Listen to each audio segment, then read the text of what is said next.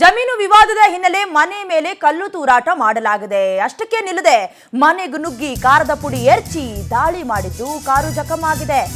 ಜಮೀನು ಗಲಾಟೆ, ಮನೆ ಮೇಲೆ ಕಲ್ಲು ತೂರಿ ಮನೆ ಒಳಗಡೆ ನುಗ್ಗಿ ಕಾರದ ಪುಡಿ ಎರಚಿ ದಾಳಿ ಮಾಡಿರೋದು ಮಾತ್ರ ಅಲ್ಲ, ಕಾರು ಕೂಡ ಜಖಂ ಮಾಡಿರುವ ಘಟನೆ ರಾಯಚೂರು ನಗರದ ಅಂಬೇಡ್ಕರ್ ನಗರದಲ್ಲಿ ನಡೆದಿದೆ. ಸತ್ಯನಾರಾಯಣ ಎಂಬುವವರ ಕುಟುಂಬದ ಮೇಲೆ ದಾಳಿಯಾಗಿರುವುದು. ಪಶ್ಚಿಮ ಪೊಲೀಸ್ ಠಾಣೆಯಲ್ಲಿ ಪ್ರಕರಣ ದಾಖಲಾಗಿದೆ. ಜಮೀನು ವಿವಾದದ ಹಿನ್ನೆಲೆ ಮನೆ ಮೇಲೆ ಕಲ್ಲು ತೂರಾಟ ಮಾಡಿರುವ ಘಟನೆ ನಡೆದಿರೋದು ನೋಡಿ. ಚಿಕ್ಕ ಪುಟ್ಟ ವಿಚಾರಗಳು ಎಷ್ಟು ದೊಡ್ಡ ಮಟ್ಟಿಗೆ ತಿರುವನ್ನ ಪಡ್ಕೊಳ್ಳುತ್ತೆ ಅಂತ ದೃಶ್ಯದಲ್ಲಿ ಗಮನಿಸ್ತಾ ಇದ್ದೀರಿ. ಗುಂಪು ಕಟ್ಕೊಂಡು ಕಲ್ಲೆಸಿತಾ ಇರೋದನ್ನ ನೀವು ಗಮನಿಸಿದ್ರಿ. ಈಗ ಸತ್ಯನಾರಾಯಣ ಎಂಬುವವರ ಕುಟುಂಬದ ಮೇಲೆ ದಾಳಿ ಮಾಡಿರುವುದು ಉಡುಮಗಲ್ ಖಾನಾಪುರದಲ್ಲಿರೋ ಆಸ್ತಿ ವಿಚಾರ. ಅಂದ್ರೆ ಅಲ್ಲಿ ಆಸ್ತಿ ಇತ್ತು, ಪಿತ್ರಾರ್ಜಿತ ಆಸ್ತಿಗಾಗಿ ಬಹಳಷ್ಟು ಹೋರಾಟ ನಡೀತು. ಇದು ನ್ಯಾಯಾಲಯದಲ್ಲೂ ಕೂಡ ಹೋಗಿತ್ತು ಅಂತ ಅನ್ನಿಸ್ತದೆ.